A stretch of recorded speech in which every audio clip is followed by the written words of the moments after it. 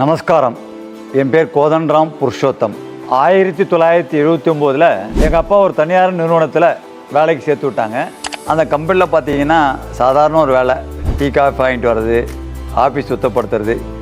இந்த மாதிரி சூழ்நிலையில் ஒரு வாரம் கழிச்சு அப்பாட்டு கேட்கும்போது, இந்த இடம் தான் உனக்கு எதிர்காலத்துக்கு ஒரு பெரிய வாய்ப்பாக அமையும், இந்த வேலையெல்லாம் கற்றுக்கணும்னு சொன்னாங்க. அதன் அடிப்படையில் அங்கே பார்த்தீங்கன்னா பேங்க்னா என்ன, ட்ரெயின் டிக்கெட் எப்படி போடுறது, ஏர்போர்ட்டில் போய் எப்படி டிக்கெட் வாங்குறது, இப்படி பல விஷயங்களை கற்றுக்கிட்டேன். வியாபாரத்துக்கு தேவையான அடிப்படை அரிச்சோடி அங்கே தான் கற்றுக்கிட்டது. அப்பேற்பட்ட சூழ்நிலையில் 1983 எங்கள் அப்பா இன்னொரு தனியார் நிறுவனத்தில் வேலைக்கு சேர்த்தாங்க. அது என்னன்னா சேல்ஸ், அதாவது entire south India, part of north India marketing போயிட்டு வந்திருந்தேன்.